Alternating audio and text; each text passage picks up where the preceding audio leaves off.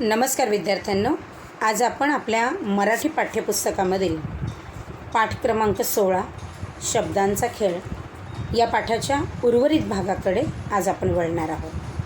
या पाठाच्या लेखिका आहेत हेलन केलर. विद्यार्थ्यांनो, याआधी आपण हा पाठ थोडा शिकलेलो आहोत. उर्वरित पाठाकडे वळण्याआधी झालेल्या पाठाचा पूर्वार्ध पुन्हा एकदा समजून घेऊया.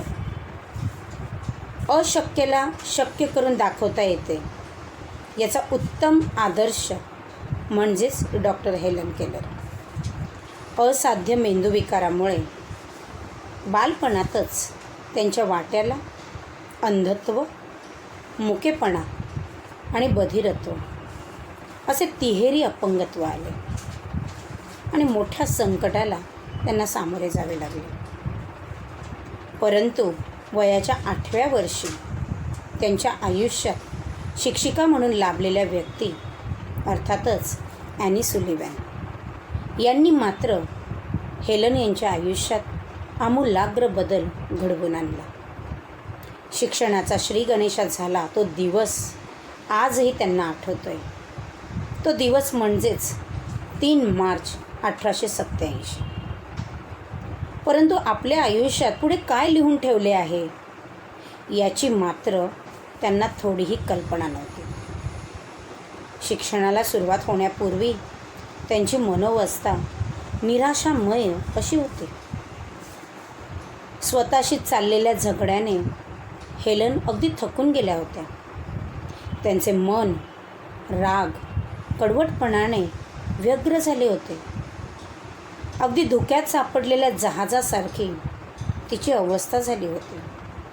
धुकं हे पांढऱ्या रंगाचं होतं, परंतु हेलनच्या डोळ्यासमोर मात्र अंधार होता आणि त्यामुळे तिच्याजवळ मार्ग दाखवणारं कोणतंही होकायंत्र नव्हतं किंवा बंदर तो किनारा किती जवळ आहे हे कळायला देखील काही मार्ग तिला सापडत नव्हता.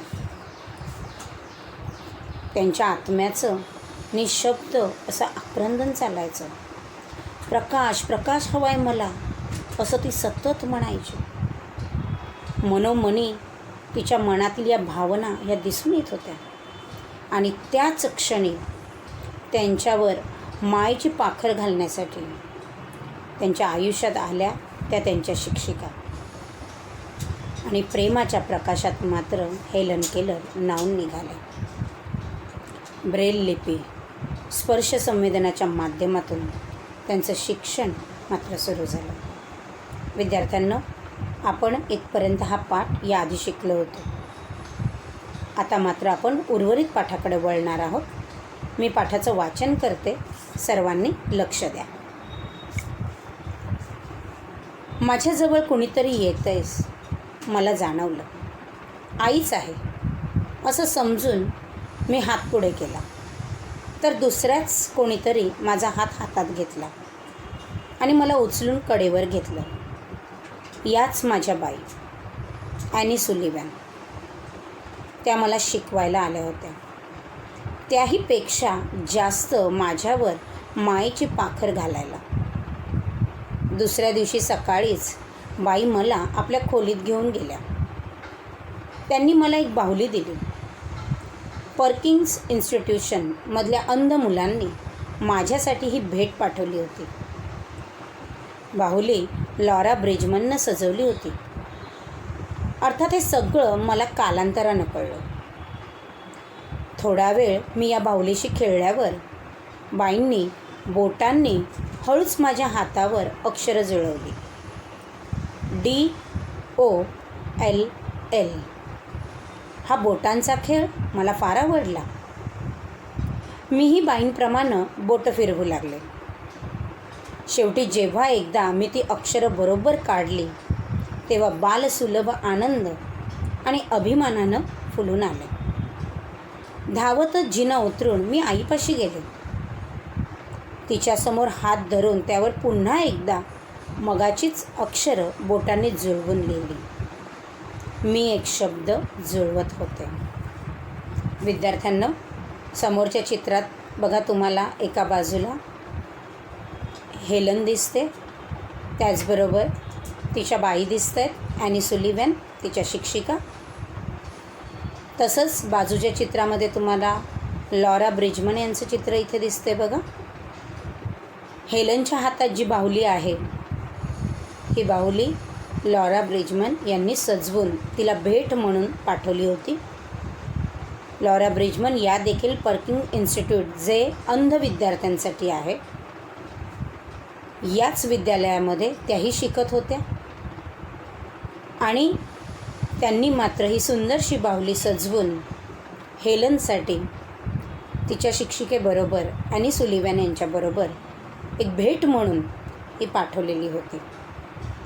विद्यार्थ्यांनो, आपण समजून घेऊया. लहान वयात मुलांना मोकळेपणे वावरायला आवडते. लहानपण म्हणजे खेळण्याचे, बागडण्याचे असे ते दिवस असतात. परंतु हेलन मात्र या सर्व बाबतीत मुकली होती. कारण बालवयातच असाध्य मेंदू विकारामुळे अंधत्व, मुकेपणा, बधिरत्व असं तिहेरी अपंगत्व तिच्या वाट्याला आलं होतं. या अपंगत्वाशी ती सामना करत होती. या अपंगत्वामुळे कोणाशी संवाद तिला साधता येत नव्हता. मोठ्या प्रमाणात अडथळे निर्माण होत होते आणि त्यामुळे तिला लहान वयातच अगदी एकाकीपणा आल्यासारखं वाटू लागलं. एका बाजूला आईच्या खाणाखुणा, घरातल्या लगबगीवरून आज काहीतरी वेगळं घडणार असं तिला वाटत होतं. कारण आज म्हणजेच 3 मार्च 1887 रोजी तिच्या शिक्षणाला सुरुवात होणार होती आणि तिच्या शिक्षिका अर्थातच ॲनी सुलिव्हन या तिच्या घरी येणार होत्या. परंतु तिला मात्र हे काहीही माहीत नव्हतं. ती मात्र दारापाशी शांत उभी होती. पोर्चमध्ये उभे राहून हनिस्कल वेलीच्या त्या कळ्यांवरून ती मात्र बोटं फिरवत होती.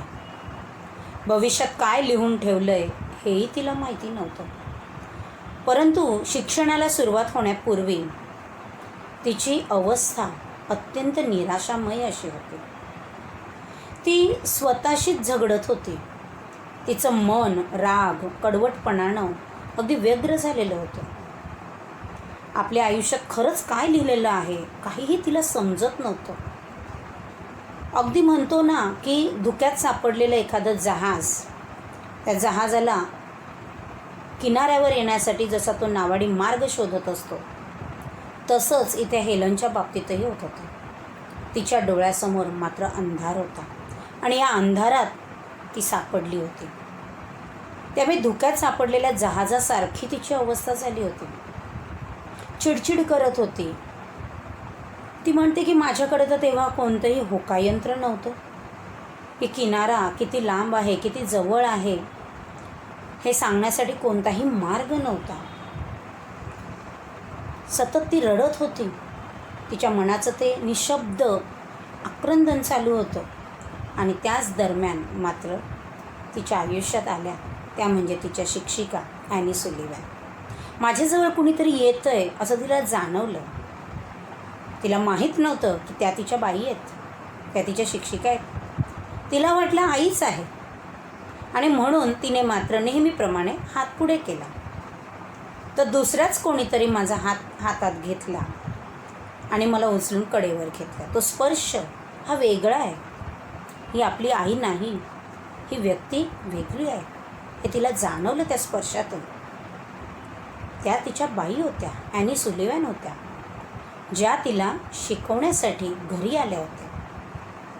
इतकंच नाही तर शिकवण्याबरोबरच खऱ्या अर्थाने तिच्यावर प्रेम, माया ती देण्यासाठी त्या तिच्याकडे आल्या होत्या. माईची पाखर घालायला त्या आल्या होत्या.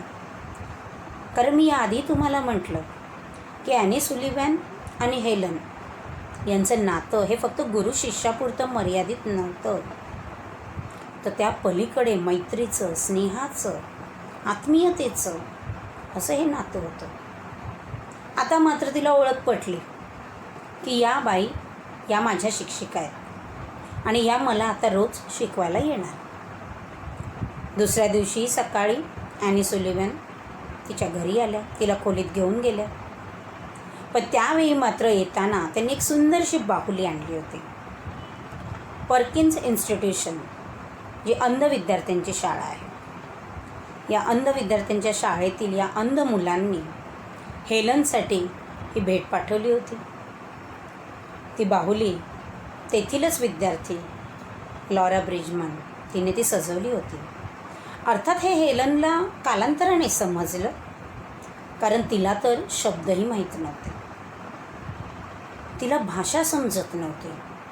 प्रत्येक वस्तूला काहीतरी नाव असतं हेही तिला माहीत नव्हतं. पण बाईंनी आणलेली ती बाहुली ती मात्र तिला आवडली.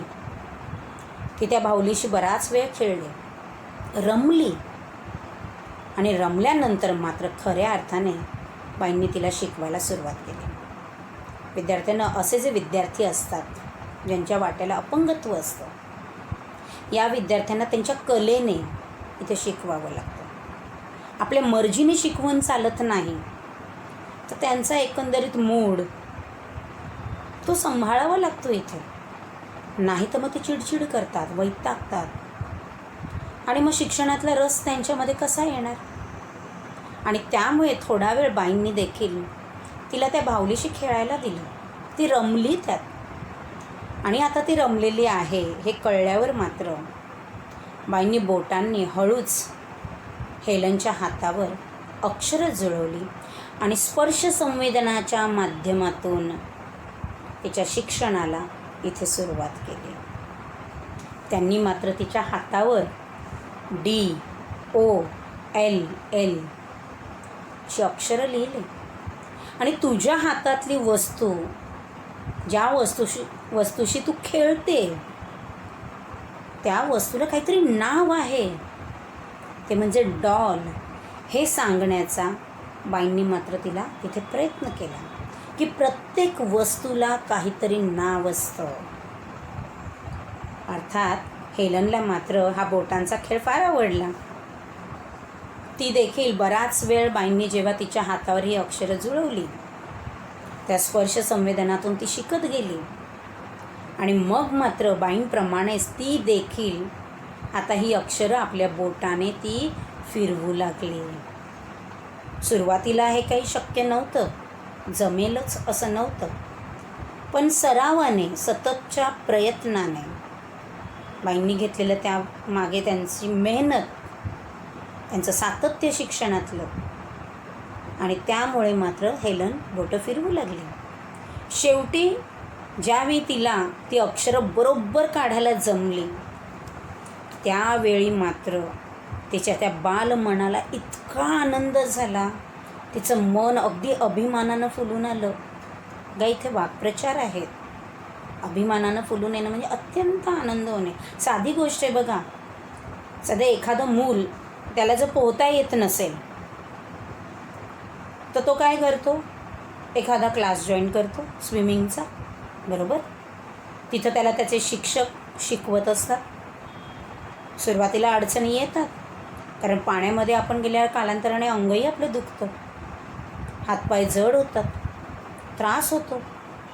पण हळूहळू जेव्हा तुम्हाला स्वतःहून जेव्हा तुम्ही एकटे पोहू लागतात, शिक्षकांच्या मदतीशिवाय,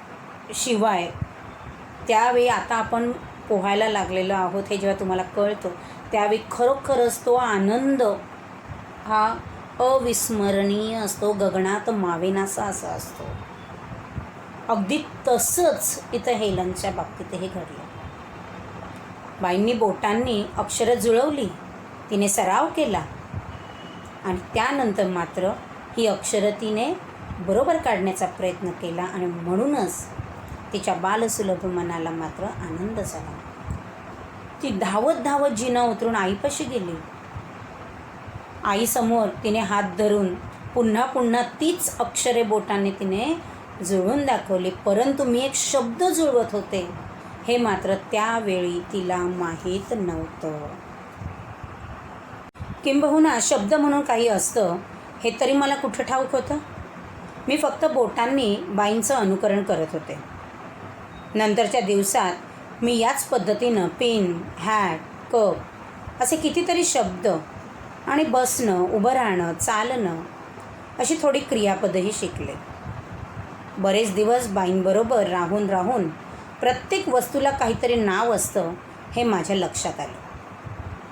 एक दिवस मी माझ्या नव्या बाहुलीशी खेळत असतानाच बाईंनी माझी जुनी चिंध्या झालेली बाहुली माझ्या मांडीवर ठेवून पुन्हा हातावर लिहिलं DOLL, म्हणजे दोन्ही बाहुल्यांना शब्द एकच. त्याआधी मग आणि वॉटर म्हणजेच वॉटर.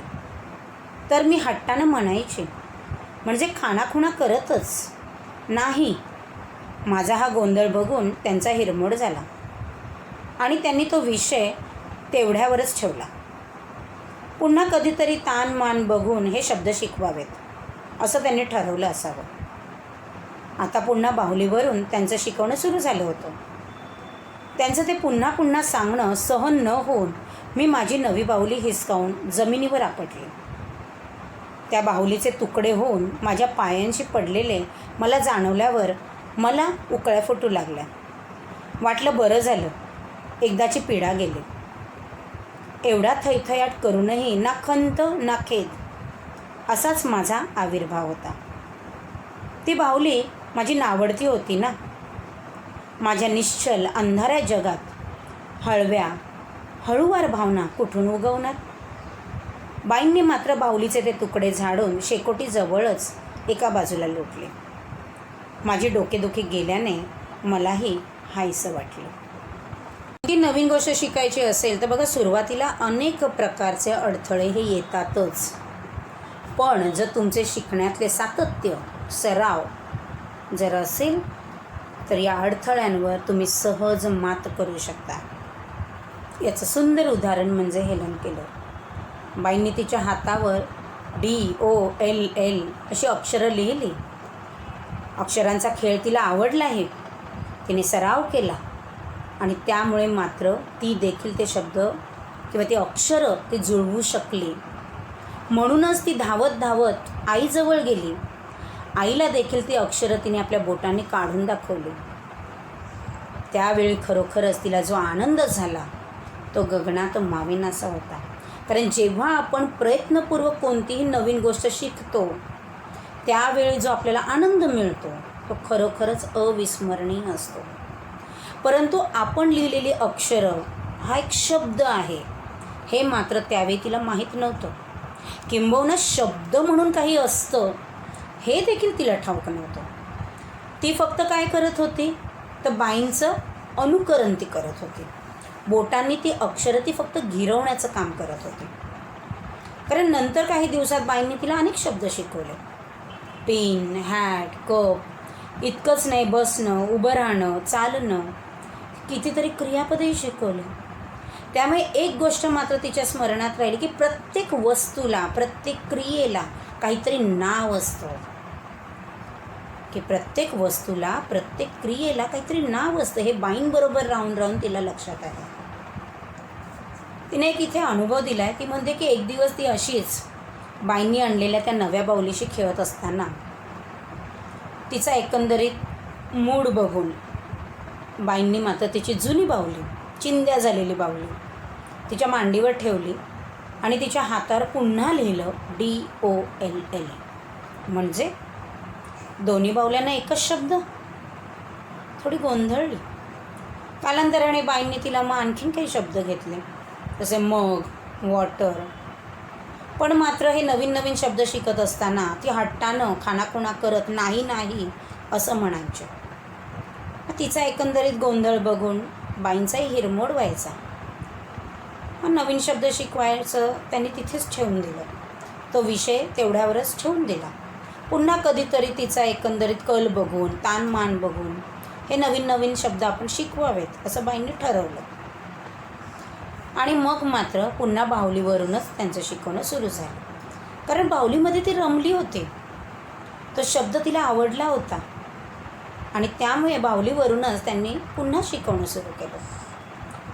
त्यांचं ते पुन्हा पुन्हा सांगणं सहन न होऊन मग शेवटी माझी ती हेलनने तिची नवी बाहुली जी आहे ती हिसकावून जमिनीवर आपटली.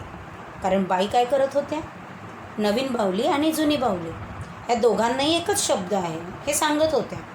पण ती गोंधळली, तिला काही कळेनासंच झालं आणि म्हणून वैतागून तिने मात्र काय केले, ती नवीन बाहुली ती जमिनीवरती आपटली. तिचे तुकडे तुकडे झाले. पायापाशी पडलेले तुकडे तिला जाणवले. पण आता ती बाहुली तुटली, कटकट संपली. बरं वाटलं तिला. एकदाचा त्रास गेला, एकदाची पीडा गेली. अगदी आनंदाच्या उकळ्या फुटायला लागल्या. परंतु इतकी सुंदर आपल्याला भेट म्हणून पाठवलेली ही बाहुली ती आता तुटलेली आहे. त्याबद्दल मात्र तिला कोणताही खंत नव्हता, कोणताही खेद, कसलंही दुःख, कोणताही आविर्भाव मात्र तिचा जाणवत नव्हता. तिला अजिबात त्याचं वाईट वाटत नव्हतं. उलट तिला असं वाटत होतं की एकदाची कटकट गेली, एकदाची पीडा संपली, त्रास संपला, बरं झालं, ती तुटली. आता कारण तिला ती बाहुली नावडतीच झाली होती. कारण खरोखरच ती म्हणते की माझ्या या निश्चल स्थिर माझ्यासमोर सगळा अंधार आहे. या अंधाऱ्या जगामध्ये या एखाद्या या बाहुलीबद्दलच्या भावना त्या माझ्या मनात कुठून उगवणार?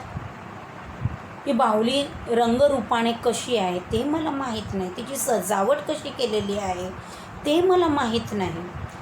त्यामुळे त्या बाहुलीबद्दल, त्या निर्जीव वस्तूबद्दल माझ्या मनात भावना कुठून येणार, जिथे माझ्या डोळ्यासमोर सगळा अंधार आहे, माझं आयुष्य स्थिर आहे. बाईंनी मात्र ते बाहुलीचे ते तुकडे अखेर झाडून शेकोटीजवळ एका बाजूला लोटले. पण इथे मात्र हेलनची डोकेदुखी गेल्यामुळे तिला अत्यंत बरं वाटलं, हायसं वाटलं. पण बाहुली तुटल्याने कालांतराने तिला त्याचं वाईट वाटलं. आपण चूक केली, आपण ही बाहुली तोडली, याचं तिला कालांतराने दुःख झालं. आणि तिचं शिक्षण मात्र हे असंच चालू राहिलं. विद्यार्थ्यांनो, आज आपण इथेच थांबणार आहोत. या पुढील भाग आपण पुढच्या भागात आपण बघणार आहोत. जाण्यापूर्वी पुन्हा एकदा आपण या पाठावर आधारित जी मूल्य आहेत या मूल्यांवरती आपण एक नजर टाकणार आहोत.